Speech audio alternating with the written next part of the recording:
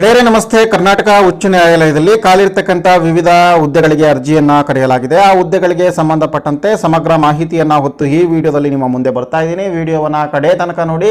Video ಪ್ರಾರಂಭ ಆಗೋದಕ್ಕಿಂತ ಮುಂಚೆ ನೀವು ಇದೇ ಮೊದಲ ಬಾರಿಗೆ ನಮ್ಮ ಚಾನಲ್ ನೋಡ್ತಾ ಇದ್ರೆ ಈ ಕೂಡಲೇ ಸಬ್ಸ್ಕ್ರೈಬ್ ಮಾಡ್ಕೊಳ್ಳಿ ಮತ್ತು ಬೆಲ್ ಐಕಾನ್ ಕ್ಲಿಕ್ ಮಾಡುವ ಮೂಲಕ ನಾನು ಅಪ್ಲೋಡ್ ಮಾಡ್ತಕ್ಕಂಥ ಎಲ್ಲ ಹೊಸ ವಿಡಿಯೋಗಳ ನೋಟಿಫಿಕೇಶನ್ ಅನ್ನ ಮೊದಲು ನೀವು ಪಡೆಯಿರಿ. ಸ್ಪರ್ಧಾರ್ಥಿಗಳೇ, ಇದು ಕರ್ನಾಟಕ ಒಂದು ಸರ್ಕಾರದಿಂದ ಸಿವಿಲ್ ನ್ಯಾಯಾಧೀಶರ ಹುದ್ದೆಗಳಿಗೆ ಅಭ್ಯರ್ಥಿಗಳಿಂದ ಅರ್ಜಿಯನ್ನ ಕರೆಯಲಾಗಿದೆ. ಈ ಒಂದು ಹುದ್ದೆಗಳಿಗೆ ಅರ್ಜಿಯನ್ನ ಸಲ್ಲಿಸೋದಕ್ಕೆ ಏನೆಲ್ಲ ಶೈಕ್ಷಣಿಕ ವಿದ್ಯಾರ್ಹತೆ ಮತ್ತು ವಯೋಮಿತಿ ಮುಂತಾದ ವಿವರಗಳನ್ನು ಕೊಡ್ತೀನಿ. ಮೊದಲನೇದಾಗಿ ಈ ಹುದ್ದೆಗಳ ಹೆಸರು ಸಿವಿಲ್ ನ್ಯಾಯಾಧೀಶರು ಅಂತೇಳಿ.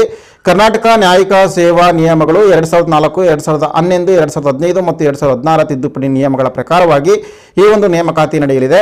ಒಟ್ಟು ಹುದ್ದೆಗಳ ಇರತಕ್ಕಂಥದ್ದು 53 ಇದೆ. ನೇರ ನೇಮಕಾತಿ ಮೂಲಕ ಈ ಒಂದು ನೇಮಕಾತಿಯನ್ನು ಮಾಡಿಕೊಳ್ಳಲಾಗ್ತಾ ಇದ್ದು ಆನ್ಲೈನ್ ಮುಖಾಂತರವಾಗಿ ಅರ್ಜಿಯನ್ನು ಹಾಕಬೇಕಾಗುತ್ತೆ. ಇದಕ್ಕೆ ಕನಿಷ್ಠ ವಿದ್ಯಾರ್ಹತೆ ಇದು ಭಾರತದಲ್ಲಿನ ಕಾನೂನಿನ ಮೂಲಕ ಸ್ಥಾಪಿತವಾದ ವಿಶ್ವವಿದ್ಯಾಲಯವು ನೀಡಿದ ಕಾನೂನು ಪದವಿಯನ್ನು ಹೊಂದಿರಬೇಕು ಮತ್ತು ಕಡ್ಡಾಯವಾಗಿ ವಕೀಲರಾಗಿ ನೋಂದಣಿ ಆಗಿರಬೇಕು. ಅಭ್ಯರ್ಥಿಗಳ ವಯಸ್ಸು ಮತ್ತು ಅರ್ಜಿಗಳನ್ನು ಸಲ್ಲಿಸುವುದಕ್ಕೆ ನಿಗದಿಪಡಿಸಿದ ಕೊನೆಯ ದಿನಾಂಕದಂದು ಅನುಸೂಚಿತ ಮತ್ತು ಅನುಸೂಚಿತ ಪಂಗಡಕ್ಕೆ ಸೇರಿದ ಅಭ್ಯರ್ಥಿಗಳ ಸಂದರ್ಭದಲ್ಲಿ 38 ವರ್ಷ ಮತ್ತು ಇತರರ ಸಂದರ್ಭದಲ್ಲಿ 35 ವರ್ಷ ವಯಸ್ಸನ್ನು ಮೀರಿರಬಾರದು. ಮಾಜಿ ಸೈನಿಕ ಅಭ್ಯರ್ಥಿಗಳಿಗಾಗಿ ಗರಿಷ್ಠ ವಯೋಮಿತಿಯಲ್ಲಿ 3 ವರ್ಷ ಸಡಿಲಿಕೆ ಇರುತ್ತದೆ. ಸೇವಾನಿರತ ಅಭ್ಯರ್ಥಿಗಳ ನೇಮಕಾತಿ ಕೂಡ ಇದೆ.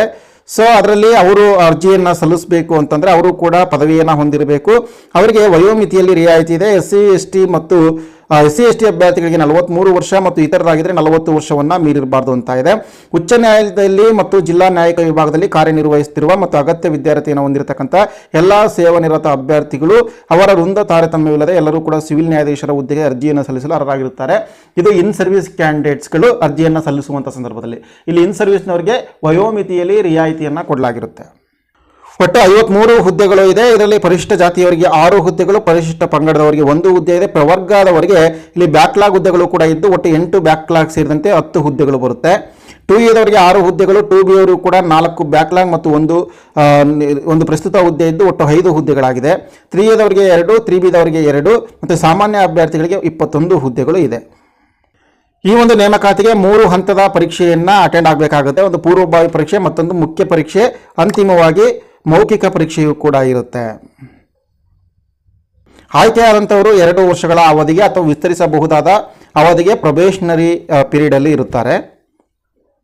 ಅರ್ಜಿಗಳನ್ನು ಸಲ್ಲಿಸೋದಕ್ಕೆ ಪ್ರಮುಖ ದಿನಾಂಕ ಕೊನೆಯ ದಿನಾಂಕ 26/3/2020 ಇರುತ್ತೆ. ಮತ್ತು ಆನ್ಲೈನಲ್ಲಿ ಶುಲ್ಕವನ್ನು ಸಂದಾಯ ಮಾಡೋದಕ್ಕೆ ಕೊನೆಯ ದಿನಾಂಕ 30/3/2020 ಮತ್ತು ಚಲನ್ ಮೂಲಕನೂ ಕೂಡ ಶುಲ್ಕ ಸಂದಾಯವನ್ನು ಮಾಡಬಹುದಾಗಿದ್ದು ಕೂಡ ಅದಕ್ಕೂ ಕೂಡ ಮಾರ್ಚ್ 30 ಕೊನೆಯ ದಿನಾಂಕವಾಗಿರುತ್ತೆ. ಅರ್ಜಿ ಶುಲ್ಕ ಪೂರ್ವಭಾವಿ ಪರೀಕ್ಷೆಗೆ ಮೊದಲಾಗಿ 2A, 2B, 3A, 3B ಮತ್ತು ಸಾಮಾನ್ಯ ವರ್ಗದವರಿಗೆ 500 ರೂಪಾಯಿ ಅರ್ಜಿ ಶುಲ್ಕ ಇದೆ. ಪರಿಶಿಷ್ಟ ಜಾತಿ, ಪರಿಶಿಷ್ಟ ಪಂಗಡ ಮತ್ತು ಪ್ರವರ್ಗ 1 ಅಭ್ಯರ್ಥಿಗಳಿಗೆ 250 ರೂಪಾಯಿ ಅರ್ಜಿ ಶುಲ್ಕ ಇದೆ. ನೀವು ಮುಖ್ಯ ಪರೀಕ್ಷೆಗೆ ಫೀಸ್ ಜಾಸ್ತಿ ಇರುತ್ತೆ. ಸೊ ಆ ಒಂದು ಮುಖ್ಯ ಪರೀಕ್ಷೆಗೆ ಮತ್ತೊಮ್ಮೆ ನೀವು ಅರ್ಜಿಯನ್ನು ಸಲ್ಲಿಸಬೇಕಾಗಿರುತ್ತೆ. ಅಂತಹ ಸಂದರ್ಭದಲ್ಲಿ 2A, 2B, 3A, 3B ಅವರು 1,000 ರೂಪಾಯಿ ಮತ್ತು SC, ST ಪ್ರವರ್ಗ 1 ವರ್ಗದವರು 500 ರೂಪಾಯಿ ಅರ್ಜಿ ಶುಲ್ಕವನ್ನು ನೀವು ಮುಖ್ಯ ಪರೀಕ್ಷೆಯ ಅರ್ಜಿಯನ್ನು ಸಲ್ಲಿಸುವ ಸಂದರ್ಭದಲ್ಲಿ ಈ ಒಂದು ಫೀಸನ್ನು ಪೇಡ್ ಮಾಡಬೇಕಾಗುತ್ತೆ. ಅರ್ಜಿಯನ್ನು ಸಲ್ಲಿಸುವ ವಿಧಾನ: ಸದರಿ ಹುದ್ದೆಗಳಿಗೆ ಅರ್ಜಿಯನ್ನು ಸಲ್ಲಿಸಲಂತ ಬಯಸುವ ಅಭ್ಯರ್ಥಿಗಳು ಅದರ ಒಂದು ವೆಬ್ಸೈಟ್ karnataka.judiciary.kr.nic.in ಇಲ್ಲೋದ್ರೆ ರಿಕ್ರೂಟ್ಮೆಂಟ್ ಅಂತೇಳಿ ಒಂದು ಲಿಂಕ್ ಬರುತ್ತೆ. ಸೊ ಅದರ ಮೇಲೆ ಕ್ಲಿಕ್ ಮಾಡಿ ನೀವು ಅರ್ಜಿಯನ್ನು ಸಲ್ಲಿಸಬಹುದು. ಇದರ ವೆಬ್ಸೈಟ್ ಲಿಂಕನ್ನು ನಾನು ಇದೇ ವಿಡಿಯೋದ ಡಿಸ್ಕ್ರಿಪ್ಷನ್ಸ್ ಬಾಕ್ಸಲ್ಲಿ ಕೂಡ ಹಾಕಿರ್ತೀನಿ. ಸೊ ಅದರ ಮೂಲಕ ನೀವು ತಲುಪಬಹುದಾಗಿದೆ. ವೀಕ್ಷಕರೇ, ಇದು ನ್ಯಾಯಾಂಗದಲ್ಲಿ ಕಾಲಿರ್ತಕ್ಕಂತಹ ಒಂದು ಸಿವಿಲ್ ಜಡ್ಜ್ ಹುದ್ದೆಗಳಿಗೆ ಸಂಬಂಧಪಟ್ಟಂತಹ ಸಂಪೂರ್ಣ ಅಧಿಸೂಚನೆಯ ವಿವರವಾಗಿದೆ. ಇದೇ ರೀತಿಯ ಯಾವುದೇ ಹೊಸ ಹುದ್ದೆಗಳ ಅಧಿಸೂಚನೆ ಬಂದರೆ ಅದನ್ನು ನಮ್ಮ ಚಾನಲ್ನಲ್ಲಿ ಮೊದಲು ಅಪ್ಲೋಡ್ ಮಾಡುವಂಥ ಕೆಲಸವನ್ನು ಮಾಡ್ತೀವಿ. ಅವೆಲ್ಲ ನಿಮಗೆ ಸಿಗಬೇಕು ಅಂತಂದರೆ ಈ ಒಂದು ಚಾನಲ್ ಜೊತೆಗೆ ಸದಾ ನಿರಂತರ ಸಂಪರ್ಕದಲ್ಲಿರಿ ಅಂತ ಹೇಳ್ತಾ ಈ ಒಂದು ಮಾಹಿತಿ ಇಷ್ಟವಾಗಿದ್ದರೆ ಲೈಕ್ ಮಾಡಿ. ಧನ್ಯವಾದಗಳು.